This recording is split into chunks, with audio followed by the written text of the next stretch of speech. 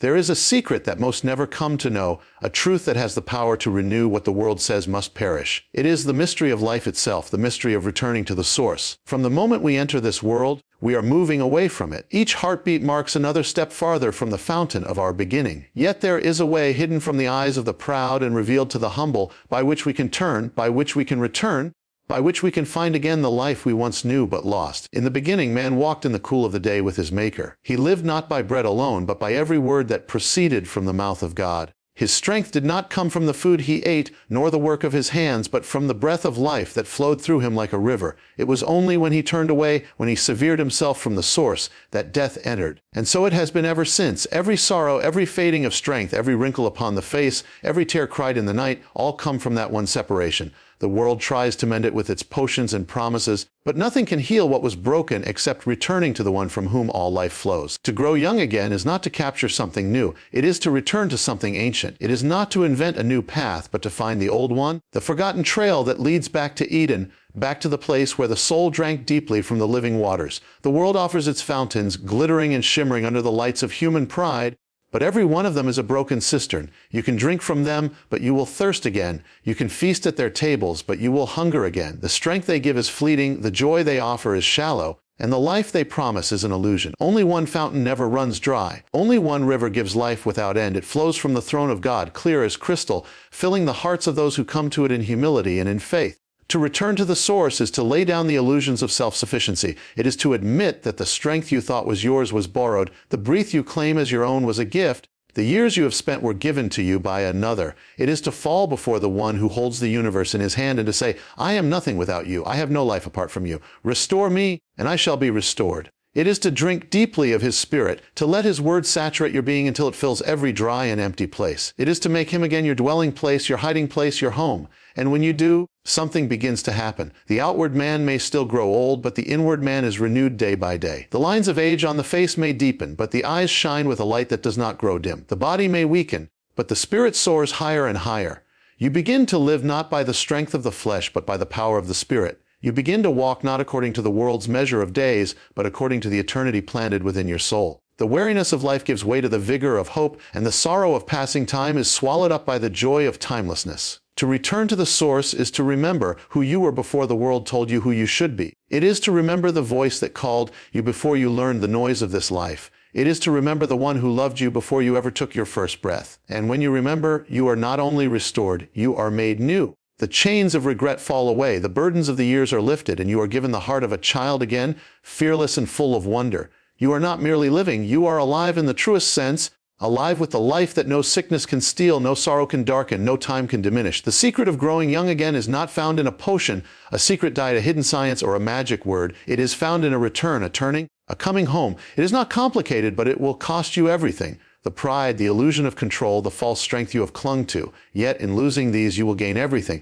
The life that never ends, the joy that never fades, the strength that no enemy can defeat. There is a law written into the fabric of creation that which is old must give way to that which is new. The seed must die for the tree to live. The old wineskins must be cast aside if the new wine is to be poured out. The garments stained by the dust of the journey must be removed if one is to enter the house of celebration. And so it is with all who would seek to be made new. If you would grow young again, you must shed the old, for the old carries the dust of death, and the new carries the breath of life. The old is the weight that drags you down. It is the accumulation of every regret, every scar, every compromise made with the darkness.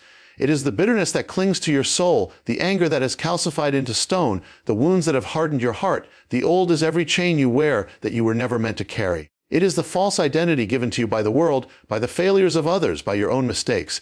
It is the voice that tells you that you are too broken, too far gone, too late. The old whispers in the night that you are finished. But the Word declares otherwise. The voice of the Most High speaks a different word, a word of life, a word of resurrection, a word of new beginnings. To shed the old is not a light thing. It is not a gentle act. It is a death. It is a crucifixion. The old self must be crucified with Messiah that the new self might arise. It is written that we must put off the old man, corrupted by deceitful desires, and be renewed in the spirit of our minds. To put off is not to gently fold away, but to tear off, to cast aside with force, to rid ourselves as one casting off filthy rags. For the old is not a garment of beauty, but a shroud of death, and you were not created for death. You were created for life. There are those who seek to walk in newness while clinging to the garments of the grave. They carry the old bitterness while seeking the joy of the Spirit. They hold on to unforgiveness while praying for freedom. They walk forward while dragging the chains of their past behind them. But it cannot be. You cannot pour new wine into old wineskins. You cannot walk into the light while holding hands with the darkness. You must choose. You must let go. You must tear the old from your soul and lay it down at the foot of the cross. And yet there is a promise. For every garment of mourning laid down, there is a garment of praise prepared. For every spirit of heaviness surrendered, there is a mantle of joy waiting. The new is not fashioned by human hands. It is woven by the Spirit of God, pure and radiant and strong. It is the garment of the redeemed, the robe of righteousness, the raiment of those who have been born again. It is not stained by the failures of your past. It is not marked by the labels the world gave you. It is marked only by the love of the one who calls you his own. To put on the new is to rise each day not with the weight of yesterday, but with the hope of what is to come. It is to wake not in fear, but in faith. It is to look in the mirror and see not the mistakes of your past, but the reflection of the one who is making all things new. It is to speak not words of defeat, but words of life. It is to walk not as a prisoner of time, but as a citizen of eternity. It is to live not in the fading light of this world, but in the everlasting light of the kingdom. There is no mixture between the old and the new. The two cannot coexist. Where the old is kept alive, the new is hindered. But where the old is surrendered, the new is unleashed. The power of the resurrection is not given to patch up the old life. It is given to create a new one. It is given to transform you from glory to glory, from weakness to strength, from death to life. The act of shedding is not a one-time thing. It is a daily surrender. Each morning you must choose to put off the old and put on the new. Each moment you must choose to die to the flesh and live by the Spirit. It is a continual returning to the cross and a continual rising with the empty tomb. It is the journey of being transformed not by the patterns of this world, but by the renewing of your mind, that you may prove what is the good and acceptable and perfect will of God. The mystery is this: in dying you live, in surrendering you overcome. In losing the old life you find the life that cannot die, and in shedding the old you are clothed with the new, and you begin to grow young again. There is a realm beyond what your eyes can see, beyond what your hands can touch, beyond what your mind can comprehend. It is not measured by clocks or calendars. It is not bound by seasons or years. It is not subject to the decay that touches everything in this world. It is the timeless realm, the realm of eternity, and you were not created for the passing shadows of this world, but for that which endures forever. The world you see is fading. The flower blooms and withers, the sun rises and sets, the strong become weak, and every monument of man crumbles into dust. Everything that belongs to this realm of time bears the mark of death. Even in the moments of triumph, the shadow of loss lurks. Even in the days of youth, the seed of aging is planted, the kingdoms of earth rise and fall, the empires built by human hands pass away, and the achievements that seem so mighty are forgotten by the next generation. Yet there is a realm untouched by this decay, a realm where the flower never withers, where the sun never sets, where the strength of youth is never spent, and the joy is not fleeting but everlasting. To live in the timeless realm is to live beyond the reach of death. It is to dwell not according to the eyes of the flesh, but according to the eyes of the Spirit. It is to set your heart not on what is seen, but on what is unseen. For what is seen is temporary, but what is unseen is eternal. The world says, grasp what you can before it slips away. The Word says, lie up treasures in heaven, where moth and rust do not destroy, and where thieves do not break in and steal. The world says, you are growing older, weaker, closer to the end. The Spirit says, you are being renewed day by day, growing closer not to death but to life, not to fading away but to glory. The timeless realm is not a place enter when your life on earth ends. It is a place you can enter now. It is a reality that begins not in the afterlife but in the rebirth of the soul. When you are born again, you are no longer of this world. Even though you are in it, you are born from above, and you belong to the kingdom that has no end. You walk through this life, but your citizenship is in heaven. You move through the passing things, but you are anchored to the eternal. The life you now live, you live by faith, not by sight. You no longer live by the rhythms of the earth, but by the heartbeat of eternity. Living in the timeless realm changes everything. It changes how you see suffering. For you know that the present trials are but light and momentary troubles, preparing for you an eternal weight of glory that far outweighs them all. It changes how you see possessions. For you know that the riches of this world are dust compared to the treasures stored up for those who love Him. It changes how you see time itself, for you no longer rush or strive as those who fear running out of days. Instead, you move with purpose, knowing that your life is hidden with Messiah in God, and that in Him there is no shortage of time, no shortage of strength, no shortage of hope. In the timeless realm, the pressures that wear down others cannot touch you. You are not driven by the fear of missing out, for you already possess that which is greater than all the world can offer. You are not bound by the deadlines of man, for your steps are ordered by the one who holds all time in His hands. You do not mourn as those who have no hope, for you know that the parting is not forever, and that the end is not an end at all, but a doorway into the fullness of life. The enemy seeks to entangle you in the things of this world, to weigh you down with the cares of life, to convince you that this passing shadow is all there is. But when you set your mind on things above, when you fix your eyes not on the shifting sands but on the rock of ages, you begin to walk as one who is already free. You begin to live with the peace that surpasses understanding, the joy that no trial can quench, the strength that no storm can break. The timeless realm calls to you even now. Its river flows with the water of life. Its fields shine with the light of His glory. Its gates are open to those who would leave behind the fading things of earth and walk in the everlasting ways. To live in the timeless realm is to live in Him who was and is to come, the same yesterday, today, and forever. There is a mystery hidden from the wise of this world, but revealed to the humble of heart. It is the mystery of how to walk not as a creature of dust, but as a child of eternity. The call is not to merely exist in the passing shadows of this age, but to walk in the light that knows no end. The children of eternity are not marked by the weariness of time, but by the freshness of everlasting life. They move through this world, yet they are not of it. They breathe the air of earth, but live by the breath of heaven. They are those who have been born not of flesh and blood, nor of the will of man, but of God. To walk as a child of eternity is to see the world through different eyes. It is to see beyond what is immediate, to hear beyond what is spoken, to know beyond what is taught by man. It is to move through this life with a heart anchored in the age to come. When others fear the passing of days, the child of eternity walks in confidence, knowing that their treasure, their life, their joy is not bound to the shifting sands of this world. They live not for the applause of men, but for the smile of their Father. They walk not according to the decrees of kings and nations, but according to the decrees of the King of Kings, whose word stands forever. The child of eternity walks with wonder. They have not lost the awe that others lose with the passing of years. The heavens still declare the glory of God to them. The flowers of the field still speak of His artistry. The changing of the seasons still sings to them the song of the eternal. While the world grows cynical, hardened by disappointment, the child of eternity grows ever more tender, ever more filled with holy wonder. They are not numbed by the repetition of days, but awakened by the newness that comes from the Spirit who makes all things new.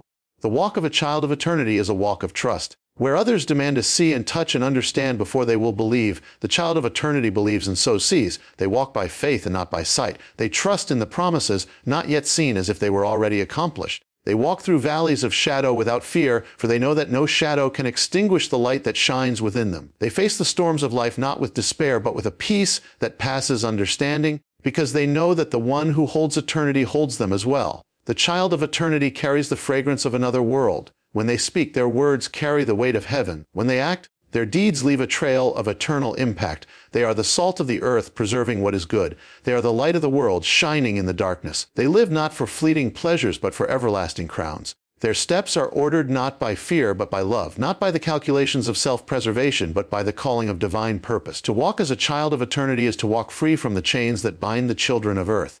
The chains of worry, fear, regret, bitterness, pride, and despair fall away when one steps into the everlasting, for in the light of eternity the trials of this world shrink to their proper size. What once seemed insurmountable is revealed as momentary. What once seemed overwhelming is revealed as light and passing. The soul that walks in eternity walks above the storms of this life, lifted by the wings of the Spirit. The children of eternity are not perfect, yet they are perfectly loved. They stumble, but they do not fall away. They are pressed, but not crushed, perplexed, but not in despair, struck down, but not destroyed. For the life that flows through them is not of this world, and the strength that upholds them is not their own. It is the life and strength of the Eternal One living within them. They bear His name, His nature, His destiny. The world sees only the outward shell and counts the children of eternity as weak, foolish, or irrelevant. But heaven sees the hidden treasure, the incorruptible seed, the royal bloodline born of God. While the crowns of this world rust and its kingdoms crumble, the children of eternity inherit a kingdom that cannot be shaken. They do not fear the end of this life, for they know it is not an end but a beginning. They do not mourn as those without hope, for they know that the one who raised the dead will also raise them to life everlasting. The invitation goes out to all who would hear it, to leave behind the fleeting glories of man and to take up the eternal calling. To walk not as a citizen of a dying world, but as a child of the kingdom that has no end. To walk not by the fading light of human wisdom, but by the blazing glory of the eternal King. There is a river, ancient and ever new, flowing from beyond the veil of this world, a river whose waters do not dry up, whose streams bring healing to the nations, whose current carries life everlasting. It is the wellspring from which all true life flows. It is written that with joy you will draw water from the wells of salvation. Yet many have wandered far from that river. Many have forsaken the fountain of living waters and have dug for themselves broken cisterns that can hold no water. And so they live thirsty, weary, parched in soul and spirit, drinking from the pools of the world that leave them emptier still. The secret of growing young again is not found in the striving of flesh, nor in the wisdom of man, nor in the passing pleasures of this world. It is found in returning to the wellspring, to the source, to the fountain that never runs dry. For the life of man was not made to be sustained by the things of earth, but by the breath of God. Without that breath, without that river, the soul withers. But with it, the soul is revived, renewed, restored, and made young once more. The journey back to the wellspring is not a journey of distance, but a journey of the heart. It begins when the soul grows tired of wandering through dry and weary lands, when the spirit, grown heavy with burdens, lifts its eyes once more to the hills from whence comes its help. It begins with the cry that says, I have sought for life in places where it cannot be found. I have drunk from wells that promised joy but brought sorrow. I will return to the source of life, to the fountain of my salvation. The wellspring flows from the heart of God, and it was opened at Calvary when the side of Messiah was pierced, and from it flowed blood and water. The blood to cleanse, the water to give life. It is there at the foot of the cross that the river flows most freely. It is there that the thirsty come and are filled. It is there that the weary find rest and the broken are made whole. It is there that the old is washed away and the new is born. To return to the wellspring is to return to the place of your first love. It is to return to the simplicity of devotion, to the purity of heart that seeks nothing but Him. It is to cast aside the distractions, the idols, the false pursuits, and to drink deeply once more of the Spirit. It is to stand before Him with empty hands and open heart, and to be filled not with what you think you need, but with what He knows you need. It is to let go of the striving and the struggling and to receive the gift freely given. The water of the wellspring is not stagnant. It is living water, always moving, always cleansing, always refreshing. It washes away the dirt and grime that cling to the soul from walking through this fallen world. It softens the heart that has grown hardened by disappointment. It heals the wounds that have been hidden beneath layers of pride and fear. It restores the dreams that have been buried under years of sorrow. It renews the strength of youth to the weary spirit and makes the old heart dance once again. Those who drink from the wells of this world will thirst again. The pleasures they offer are fleeting, their promises empty. But whoever drinks of the water that He gives will never thirst. For the water that He gives becomes within them a spring of water welling up to eternal life. It is not a one-time drink, but a continual fountain within, ever bubbling, ever refreshing, ever renewing. The call is not only to drink, but to live by the water, to make your dwelling beside the river, to send your roots deep into the streams of His Spirit. For the tree planted by streams of water does not wither in the heat. Its leaves remain green, its fruit abundant in every season. Even in drought, even in famine, it prospers because its life is not drawn from the surface, but from the depths. So to the one who lives at the wellspring draws strength, not from the circumstances around him, but from the Spirit within him.